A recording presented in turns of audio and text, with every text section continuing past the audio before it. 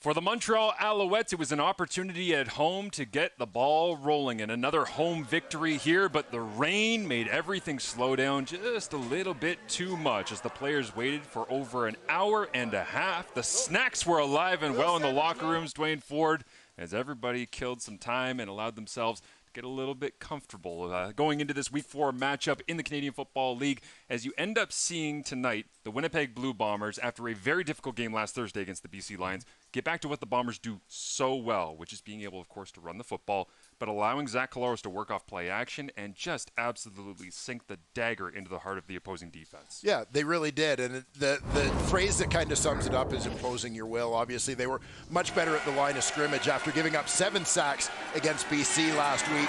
You know, they used the run game to help give themselves time, but the offensive line just did a terrific job in pass protection as well, allowing Collaros to go to work. He was only hurried twice in this entire football game, and Zach Collaros, given that sort of time, well, I mean, he's the league's 2-time most outstanding player for a reason, and he was at his finest, I felt, tonight, spreading the football around. Just a terrific game for the Winnipeg Blue Bombers starting quarterback. Said that he took things personally after the loss against the BC Lions, and he is standing alongside Matthew Shinetti. How much do you enjoy playing in the rain? I mean, we've been here for long enough. Do you enjoy playing football in conditions like this?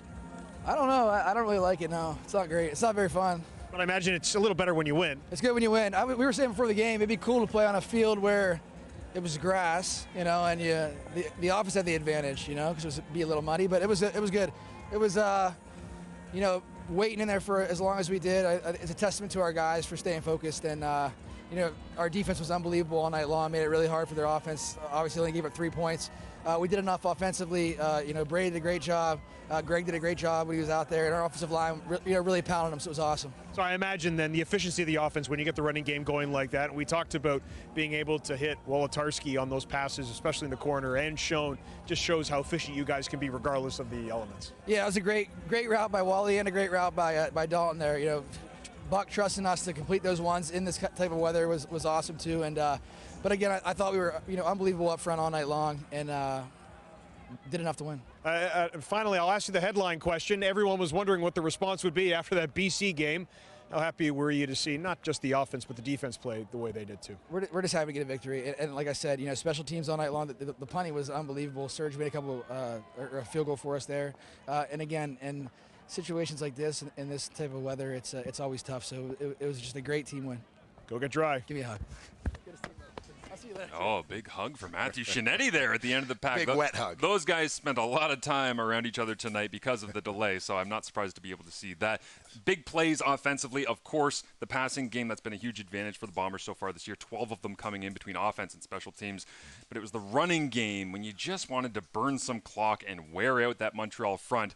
It was Brady Oliveira time early and often tonight, but they did a little bit of mixing and matching and running the football in different ways, to the credit of the offensive coaching staff. Yeah, I thought they did a terrific job working in their receiver runs. Rashid Bailey, Greg McCrae getting in the lineup in place of Nick Dembski. Those guys made huge contributions that I think made life a little bit easier for both running back Brady Oliveira, who had a terrific game himself, over 100 yards, but for the offensive line, kind of opening up gaps and so on, slowing down defenders.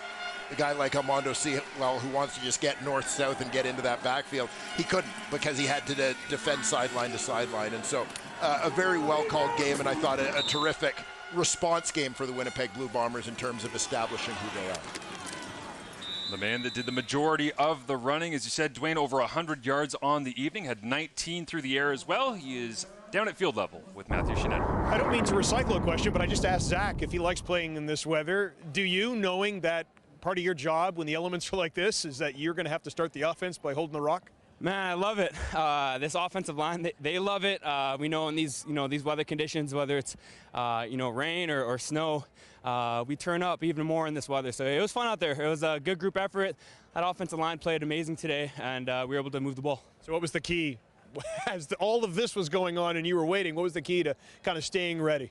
Yeah, it was tough. I mean, you get guys in the locker room that, you're on a high, you're getting ready to come out of that tunnel, and then it just keeps getting delayed. So just try to, get your feet up, relax, stay calm, but also stay ready, knowing that, it's sudden change. We can go out in any minute, and we just got to go out there and compete. And I think we went out there today, and we put a good football game together. And the one thing that Mike O'Shea was saying during the week is how much gratitude there is, that regardless of the situation, you guys are coming off of a loss that might have surprised other people, but guys were, I can't wait to see this guy, can't wait to work with this guy. Did you feel that all week leading into this game? 100%. There's so much love and gratitude in our locker room. It's one of the most amazing groups to be around, and that feeling every single day when you go to work, and the gratitude in that locker room. And me personally, I love going to battle with these guys every single day. I just said to Wally when we took a knee there, I love going to battle with everyone in that huddle. It's fun out there, and especially when we finish with the ball and end the game like that way. Thanks for this. Travel safe. Appreciate that, man. Thank you.